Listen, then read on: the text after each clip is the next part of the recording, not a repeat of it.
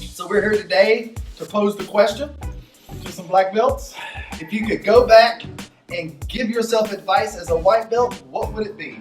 So it's a little bit of a round table discussion. Yes. Yeah, so we're in the new year, and basically we're going to have probably a lot of new students in the next few months.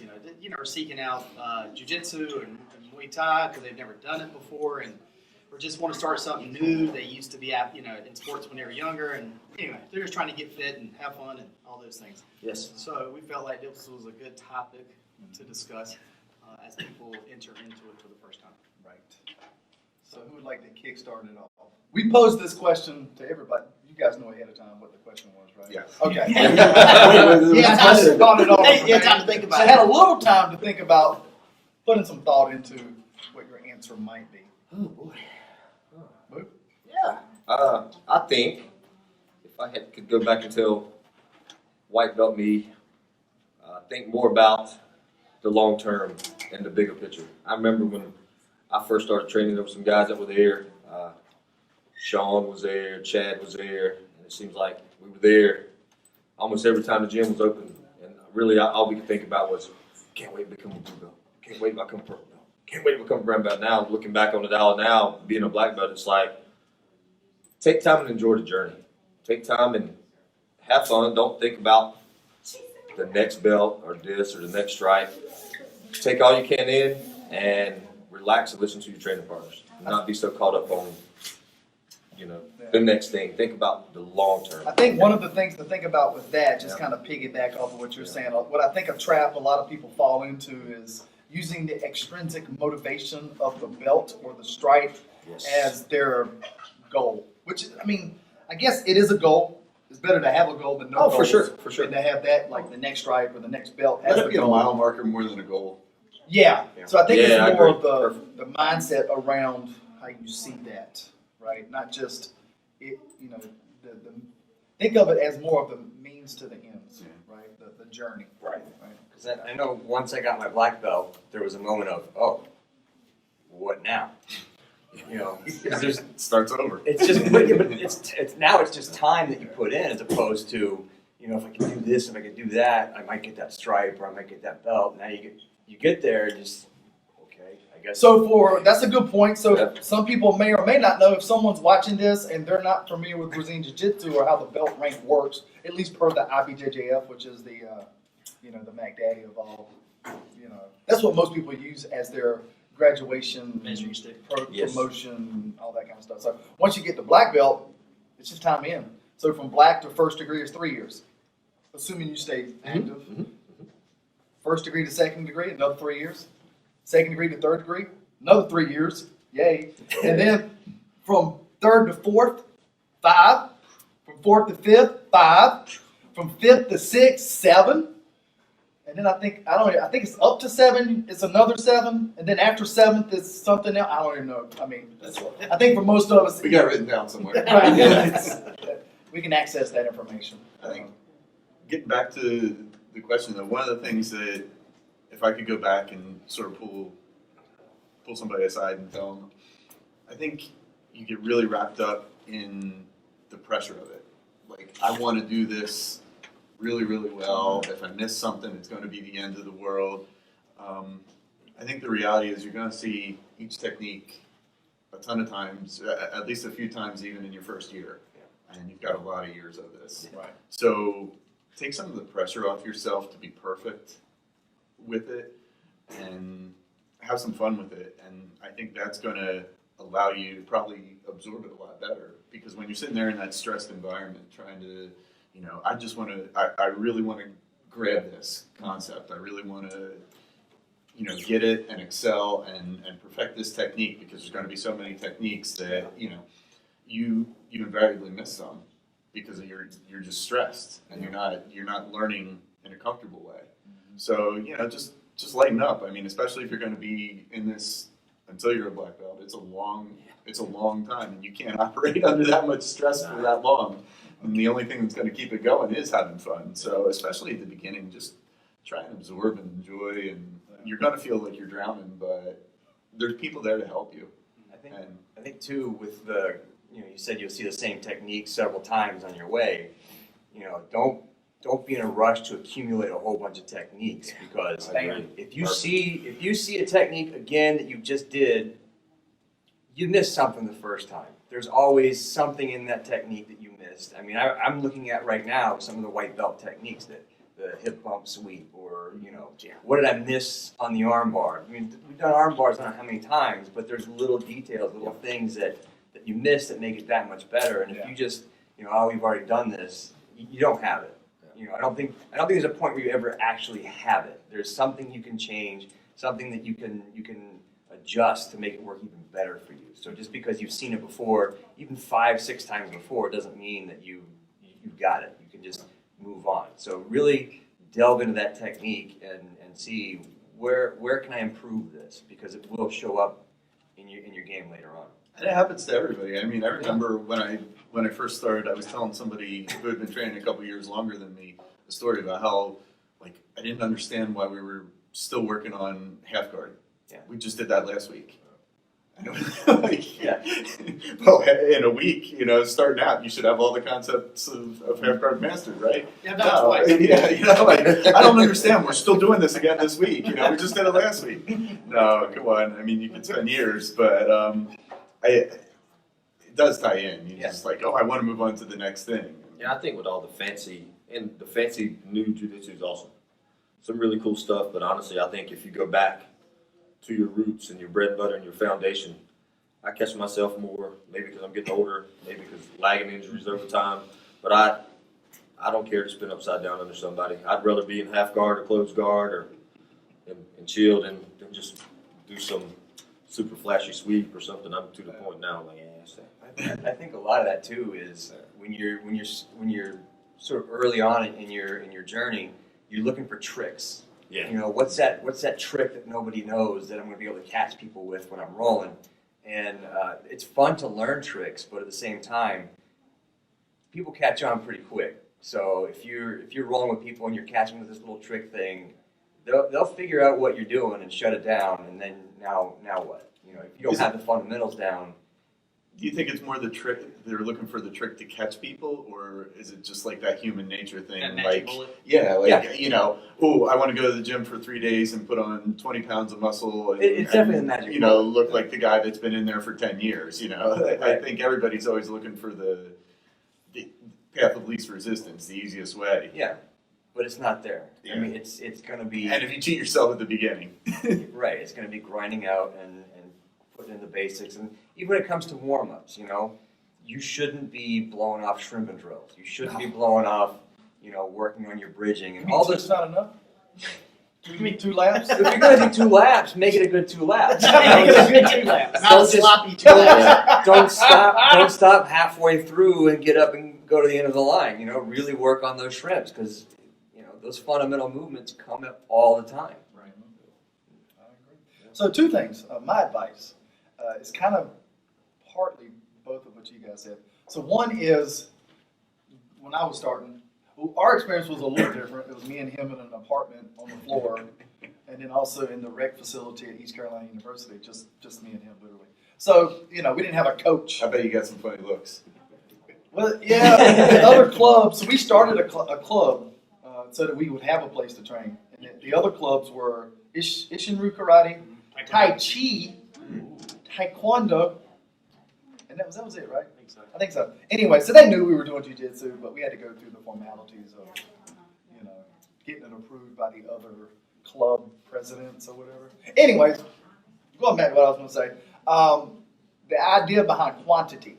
Well, if I just knew more techniques, I would have the answer to what it is, to what the problem is, right? Oh, you guys not okay? Got people saying, case in point right here, right? Hey! He's like, New year. New Year. So anyway, going back to what Josh and Ben were saying, in part both. One is quantity. Right. But if I had to go back and give myself the advice, it's like less on quantity, more on those solid techniques, and not only the solid techniques, but I forget which one of you said. One said the other, making, like, really honing in on the techniques. So you could have, like, say the arm bar. Who said arm bar? Well, just throw it out. Yeah. It's an arm bar, right? So take the arm bar, for example. if you had 10 black belts teaching you that armbar, I would imagine 80% of that technique is probably roughly the same, but 20% of the details is a little slightly different. And, I remember being at Henzo's and learning the armbar. Well, I had learned the armbar already. So, but, if I'd taken the time to, focus on the way he does the armbar, it may or may not work for me, but at least I've been exposed to the details that are a little different from, how Hickson taught it or how whoever taught it, That's the technical side of class. Then you come in and sort of at the end of class, or you come into an open mat and you're dropped into this environment where everybody's rolling now. And, that's our version of sparring or going live or whatever. And, it can feel really, really overwhelming at the beginning. And, the sort of knee-jerk reaction to that is, well, I have to now let other people know that I'm either competent enough at this, or I belong here, or, I don't want to quote unquote lose, or, get put in a really bad position, or any of these things. And so then what tends to happen is newer people, they want to go harder to make up for not necessarily having all the tools available. Right. And the counterpoint to that is whoever they're rolling with kind of matches that intensity or brings it up to that level, or,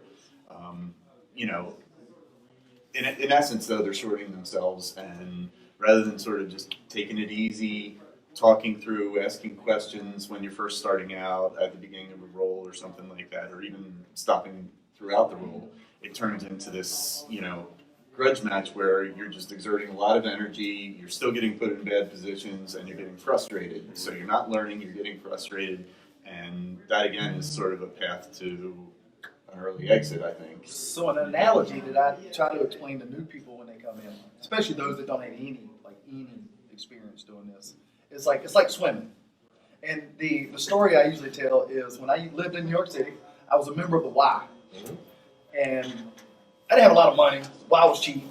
I can get an extra workout in. I couldn't afford to train at Henzo's all the time because he did if you pay more, you train more, that kind of thing. So anyways, so they had a swimming pool at the Y. And I would get up early before work and go swim. Great workout, right? I'm not a very good swimmer. Technically speaking, I'm not a competitive swimmer. I mean, I can swim, I can get from here to there, but not as efficiently as some people. And there would be some people that were there that were older. And they could just Oh my God, they would lap me. I mean, no lie, they looked like they were in their 60s or 70s. Putting very little effort out. Putting very little effort. And so the analogy is I was like that white belt, that my technique wasn't very good. I had to compensate with a lot of energy and a lot of effort to match the same work that they could do more efficiently.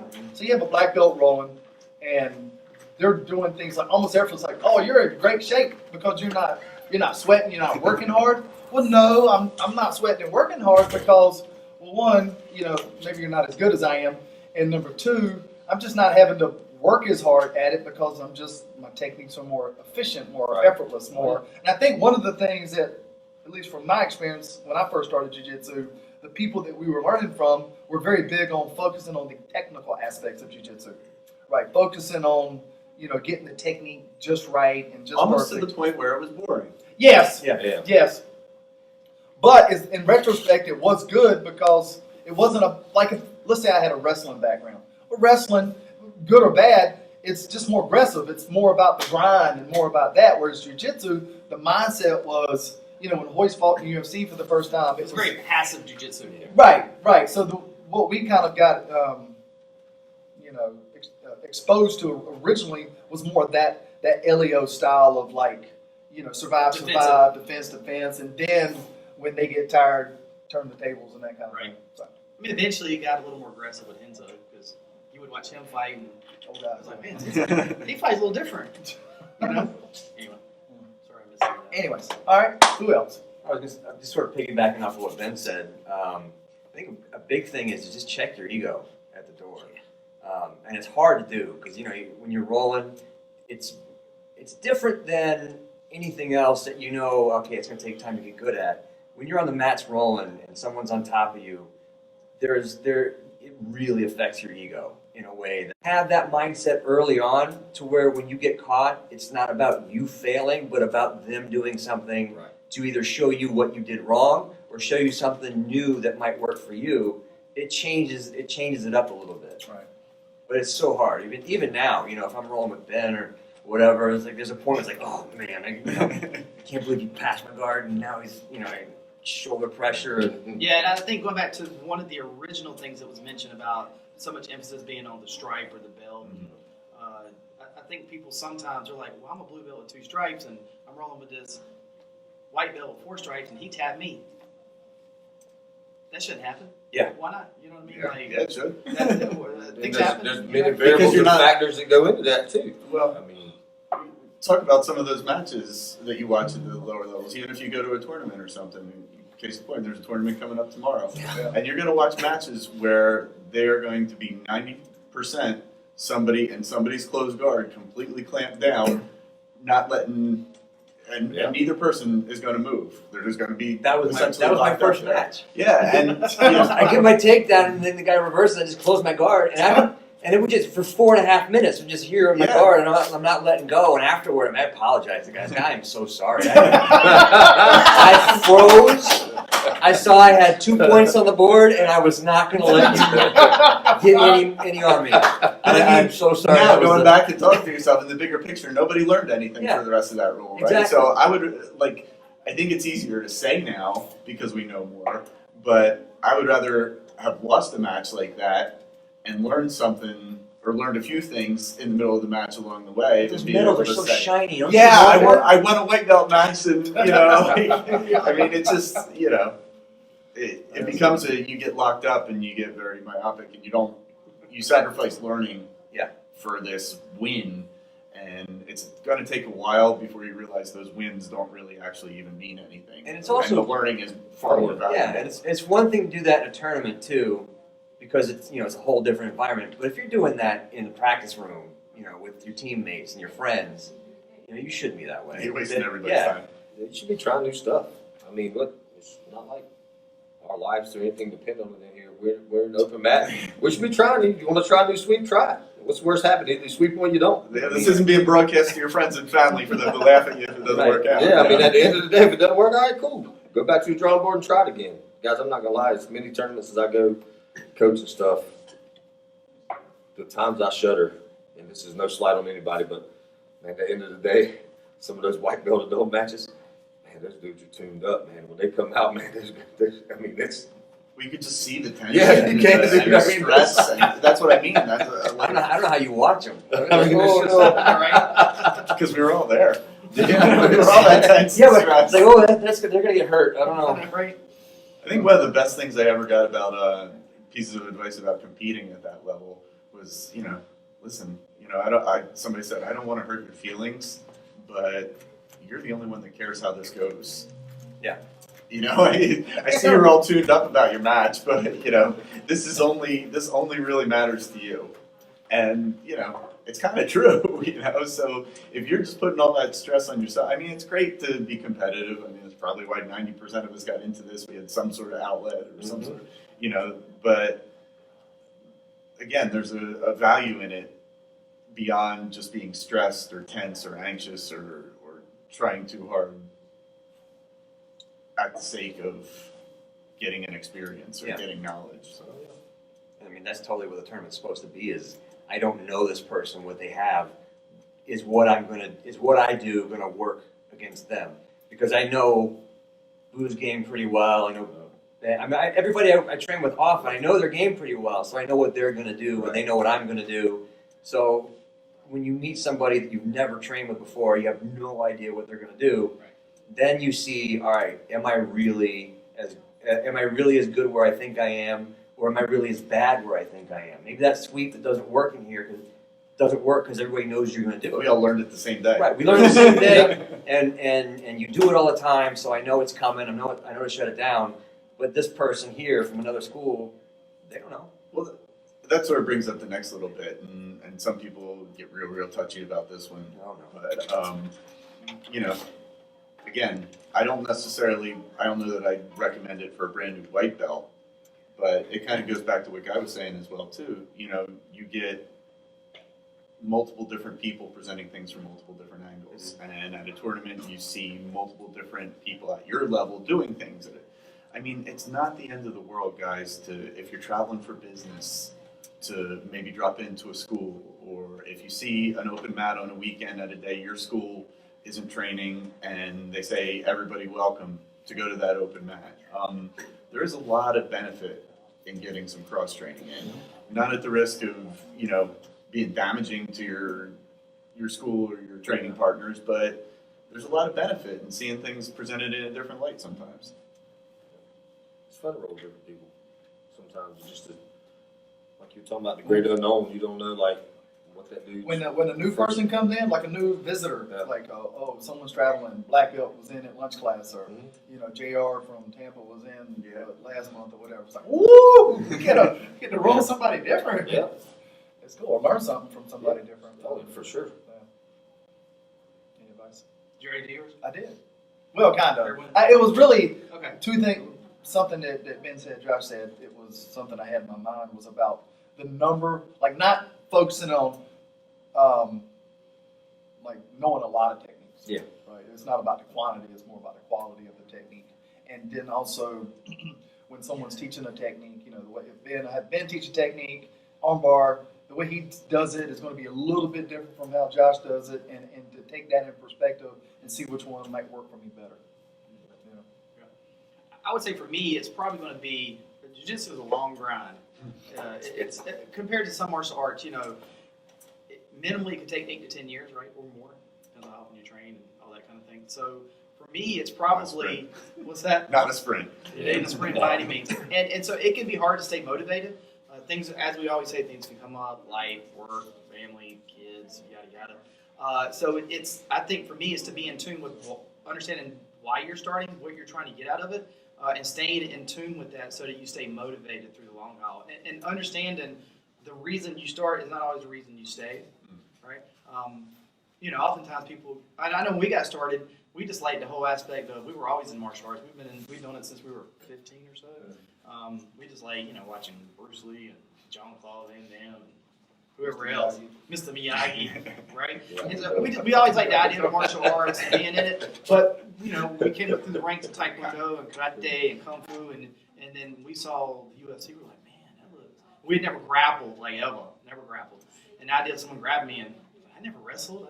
You know, we didn't have wrestling. You can choke me with your clothes? We did get a wrestling team our junior year. Is Yeah. that what it was? Yeah. Yeah, but I mean, by then, what we gonna do? That's too late. Yeah. You know, I didn't wrestle in my Well, life. you're- You know. It's one of those, if you were a good enough striker, they won't be able to grapple with it. That's right. You see it happen, it's like, oh, okay. Yeah. And so we were intrigued by that whole idea of when the UFC first came out. I was like, man, I could take him down and choke him, and a smaller guy beat a bigger guy. And it was when we came up. If you're starting now, the reasons people start now could be much different than it was back in the mid '90s. The mid '90s was about no gloves and let's test what style versus what style works better. Yeah, back then it was the concept behind the UFC was like kung fu guy versus boxer, or wrestler versus jiu-jitsu guy, or karate guy versus sabat, or all these different styles. Right. You know, to find out which style was the best. Now it's everybody does everything, and it's And the one it's big more guy, about. that one big guy, his style was just being big. The big like sumo dude got Oh, the first kicked out UFC? by the French guy.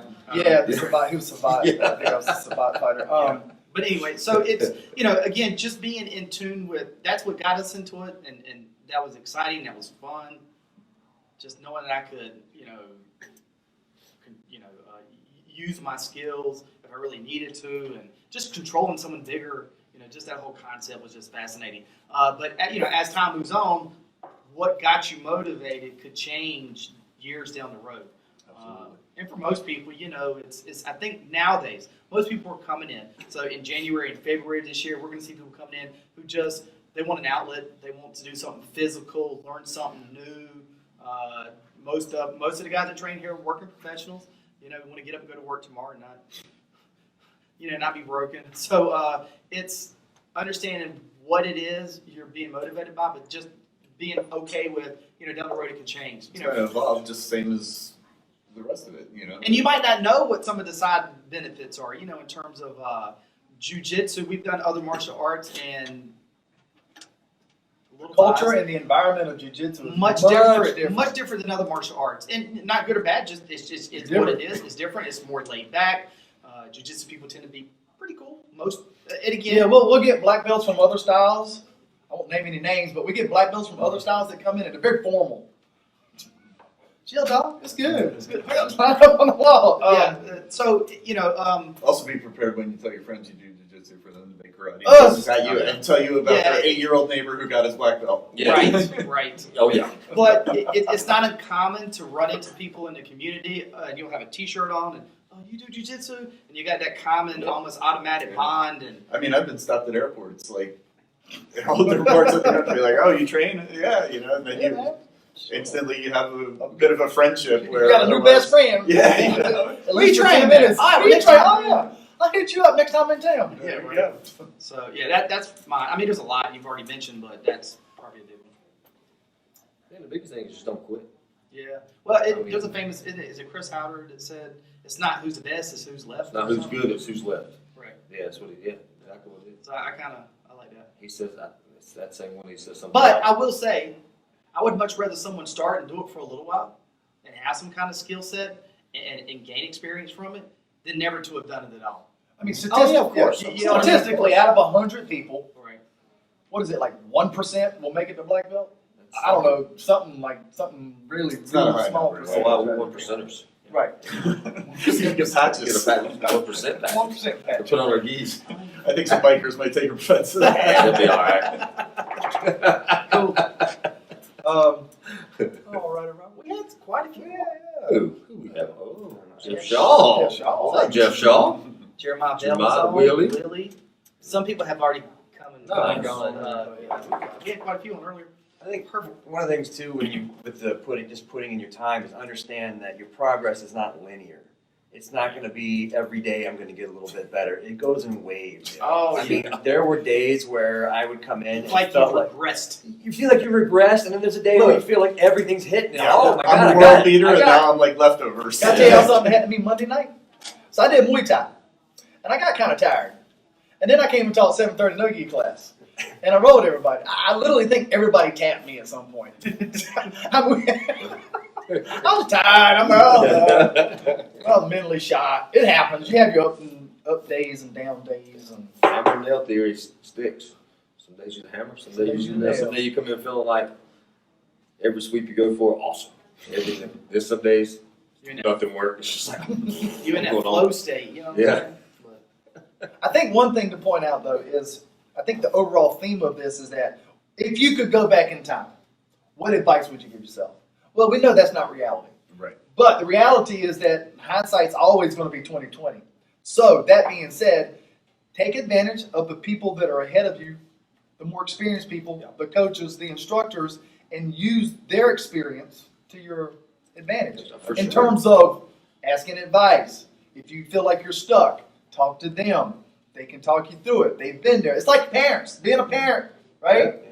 You know, when the kids don't want to listen to you, that's another story. We all got kids. Everyone here has got kids. Yep. And I'm sure they do stuff you don't want them to do. You tell them not to do it. They're not going to do it. But that's another story. Every day. When a student comes to you, though, for advice, they're coming to you with an open mind. So take advantage of your senior classmates. And the fact of the matter is, too, everybody who trains here knows that every higher belt here is always more than willing to offer. So never be ashamed or embarrassed or intimidated to ask if you're having trouble with something. Grab one of the guys that's been here for a long time and say, hey, dude, I'm having issues with this. Could you help me out? And I can guarantee 100% of the time, nobody's ever going to turn their back on you. if they do, we'll kick them out. Yeah. They don't belong here. 'cause we don't That's have the that. environment you guys are created, and Yeah. I would say, even if somebody is training somewhere else, and that's not the case, then maybe you know, look around for that as well, because Yeah, nobody should be keeping secrets amongst their right. Yeah. It's not elite. You can't learn this technique, or whatever. But at the same time, it is overwhelming. I did have that experience at a seminar once. Well, but it is overwhelming for a day one person to come in Right. and walk up to the black belt or the brown belt with a bunch of stripes on there, and even ask them if they want to roll, let alone ask them, whatever. But trust that it happens. We all started in the same place, and it's a friendly enough environment to do just that. Yes, it is. Amen. Preacher brother. I agree. Preacher brother. That's what we work for. Is that it? Everybody got all their advice out? That's it. That's all I got. Great. Well, we appreciate y'all coming in and Yes, sir. sitting with us today and allowing us to have a video that's very engaging. Thanks for having I me. think one other thing is that if there's a cliche in jiu-jitsu, it's there for a reason. Position before submission, or all was it all questions will be answered. With more mat time. More mat time. It's because They're so cliche, but they're true, and that's what it is. And you get there and you go, oh, okay. There's Yeah. always truth in it. Yeah. It starts for a reason. It wasn't some vague answer that I'm being given. That's how it works. It is what it is. It might not be the answer you want. Right? Yeah. That's with anything in life, though. It might not be the answer you want. That's true.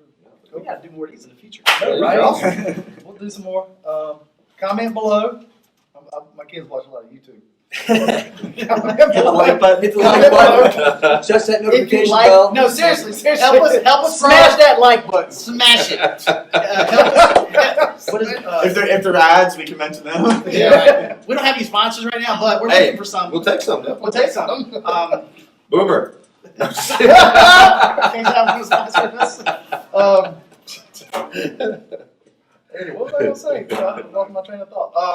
Help us grow our channel. Yes. Like Bernardo said, That's fine. I'd appreciate it if you subscribe, help me grow.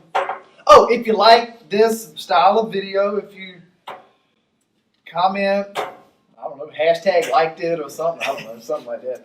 You the podcast, so you tell something. What do you do? How do you Anything. Do anything. Anything. Any engagement you can, whether it's a thumbs up or a comment, anything is valuable. Yeah, send a message, whatever. It's you just sitting there going, let's do it, and then turn it off. That doesn't help at all. No. Then you don't have any idea where to go. Thank you, Josh.